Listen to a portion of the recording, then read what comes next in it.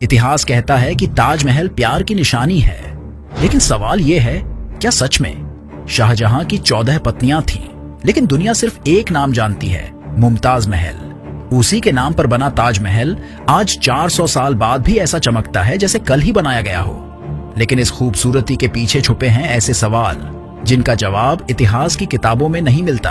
क्या इसे हिंदू शिल्पकारों ने बनाया या मुगलों ने? क्या मुमताज की कब्र आज भी यहीं मौजूद है? क्या पहले यहाँ कोई मंदिर था?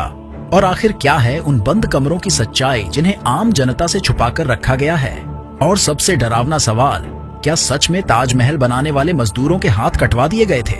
आज के इस वीडियो में हम इतिहास की किताबों से आगे जाकर जानने की कोशिश करेंगे।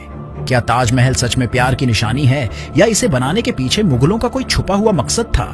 ताजमहल को सिर्फ एक इमारत समझना सबसे बड़ी गलती है, क्योंकि हर इमारत अपने निर्माता की सोच, मानसिकता और मकसद को दर्शाती है। शाहजहां कोई साधारण राजा नहीं था। वो मुगल साम्राज्य के उस दौर का शासक था जब सत्ता अपने चरम पर थी। उसके शासन में भारत दुनिया के सबसे अमीर क्षेत्रों में गिना जाता था। शाहजहां को खूबसूरती से जुनून की हद तक लगाव था। उसे सब कुछ परफेक्ट चाहिए था, इमारतें, बाग, दरबार, यहाँ तक कि कपड़े भी। इतिहास बताता है कि शाहजहां की 14 पत्नियां थीं, लेकिन सत्ता के इतिहास में हर पत्नी बराबर नहीं होती। मुमताज महल शाहजहां की सिर्फ पत्नी नहीं थी, वो उसकी सबसे करीबी सलाहकार थी। कई इतिहासकार मानते हैं कि शाहजहां कोई भी बड़ा फैसला मुमताज से पूछे बिना नहीं लेता था। मुमताज महल ऑलरेडी 13 बच्चों को जन्म दे चुकी थी और 14वें बच्चे को जन्म देने वाली थी। इस समय इनकी उम्र करीब 38 साल थी। लगातार बच्चों को जन्म देना मुमताज को बेहद कमजोर करता गया और जब 14वां बच्चा जन्मा तो उन्हें काफी ज्यादा रक्तस्राव हुआ, जिसकी वजह से उनकी मृत्यु हो गई। 1631 में जब मुमताज की मृत्यु होती है तो शाहजहां पूरी तरह टूट जाता है। कहा जाता है उसने दरबार छोड़ दिया, संगीत छोड़ दिया और खुद को लोगों से दूर कर लिया। लेकिन यहाँ एक सवाल उठता है, अगर प्यार इतना ही गहरा था तो शाहजहां ने बाकी पत्नियों को इतिहास से लगभग मिटा क्यों दिया? क्यों सिर्फ मुमताज को अमर किया गया? कहीं ऐसा तो नहीं कि मुमताज सिर्फ पत्नी नहीं बल्कि सत्ता की कहानी का सबसे मजबूत चेहरा थी? इस सवाल का जवाब सिर्फ और सिर्फ शाहजहां ही दे सकता है।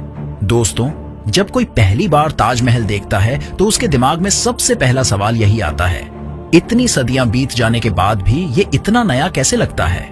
आमतौर पर इतिहास की इमारतें समय के साथ काली पड़ जाती हैं, दीवारें टूटने लगती हैं और रंग फीके हो जाते हैं, लेकिन ताजमहल हर सुबह अलग रंग में, हर शाम अलग चमक के साथ दिखाई देता है। इसका सबसे बड़ा कारण है मकराना का संगमरमर। ये साधारण पत्थर नहीं था। इसे राजस्थान से सैकड़ों किलोमीटर दूर से हाथियों और बैलगाड़ियों पर लाया गया था। यह संगमरमर धूप में हल्का गुलाबी, चांदनी में दूधिया और शाम को सुनहरा दिखाई देता है। दूसरी बड़ी वजह है मेंटेनेंस। मुगल काल में भी और आज भी ताजमहल की लगातार सफाई होती रही है। आज ASI एक खास मिट्टी से उसकी सफाई करता है ताकि मार्बल खराब ना हो। यानी ये कोई जादू नहीं बल्कि बेहतरीन मटेरियल और लगातार देखभाल का नतीजा है। कुछ लोगों का कहना है कि ताजमहल को हिंदू शिल्पकारों ने बनाया था। ये सच जानने के लिए हमें उस दौर की सच्चाई समझनी होगी। दोस्तों, मुगल काल में कारीगरों को धर्म के आधार पर नहीं बल्कि कला और हुनर के आधार पर चुना जाता था। ताजमहल के निर्माण में राजस्थान के पत्थर तराशने वाले, काशी के नक्काशीकार, ईरान के कैलीग्राफी एक्सपर्ट्स और मध्य एशिया के इंजीनियर्स शामिल थे। कमल की आकृति, जालीदार डिजाइन और सिमेट्री भारतीय स्थापत्य से आई, जबकि आयतों की लिखावट इस्लामिक कला से। इसलिए ताजमहल न पूरी तरह हिंदू है न पूरी तरह मुगल। ये भारत की मिलीजुली संस्कृति का सबसे बड़ा उदाहरण है। बहुत लोग जब ताजमहल देखने जाते हैं तो कहते हैं कि ये मुमताज की असली कब्र नहीं लगती, और वो सही भी हैं, क्योंकि जो कब्र ऊपर दिखाई देती है वो सिर्फ एक सिंबलिक टूम्ब है, जबकि कब्र ठीक उसके नीचे एक सील्ड चेंबर में है। मुगल परंपरा के अनुसार असली कब्र को सादगी से जमीन के नीचे रखा जाता था। मुमताज की कब्र आज भी वहीं है जहां 400 साल पहले रखी गई थी, बस उसे दिखाया नहीं गया, इसलिए कब्र गायब हो गई।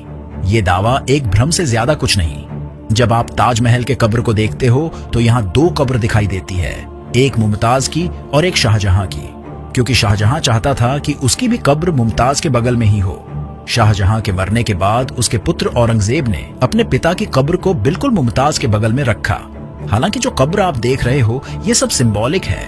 असली कब्र तहखाने में है जहां पर जाने की अनुमति नहीं है। अब हम पहुंचते हैं सबसे विवादित सवाल पर। कुछ लोग कहते हैं ताजमहल की जगह पहले तेजो महालय नाम का मंदिर था।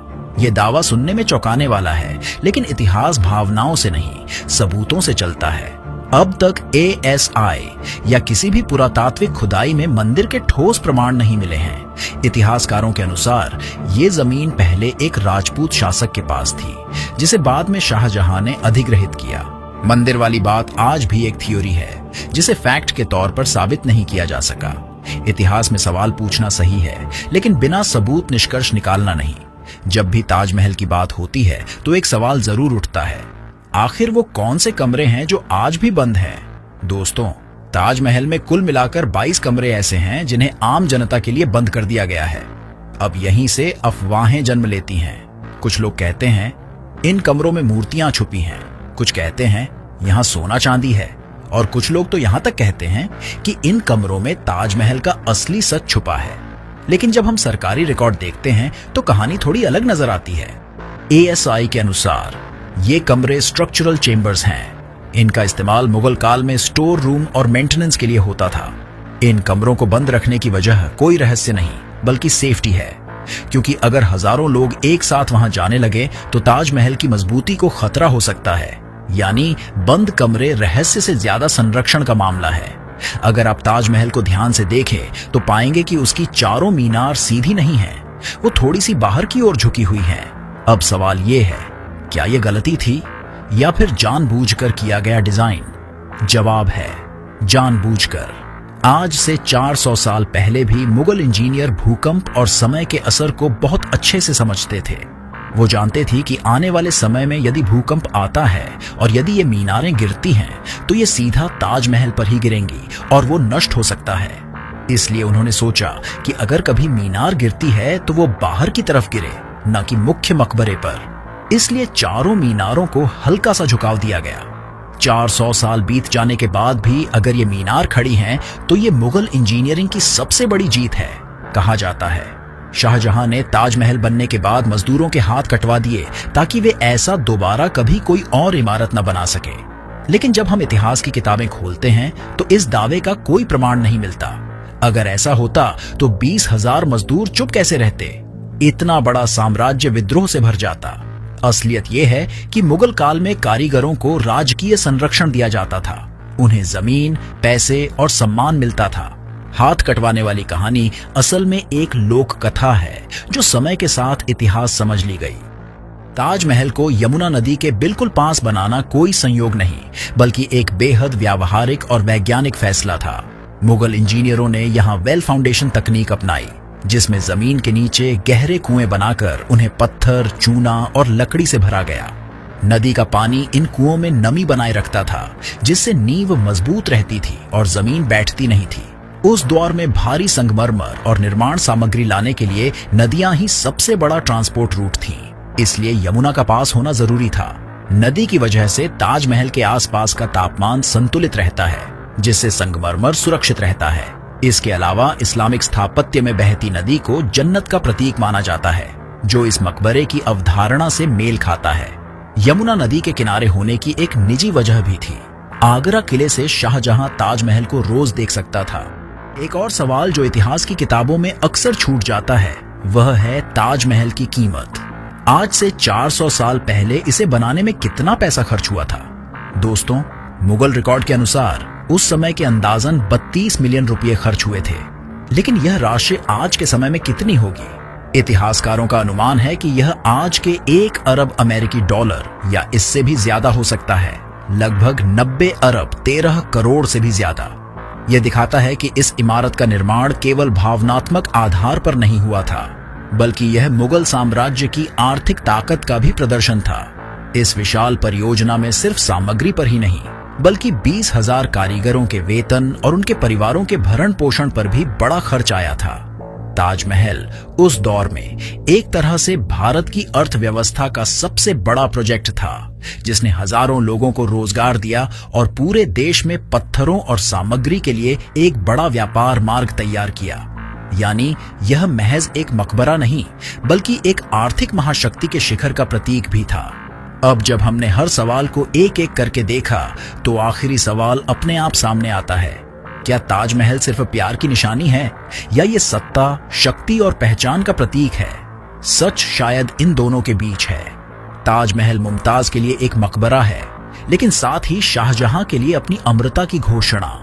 ये इमारत हमें ये सिखाती है कि इंसान सिर्फ जिंदा ही नहीं रहता बल्कि याद किए जाने के लिए निर्माण भी करता है।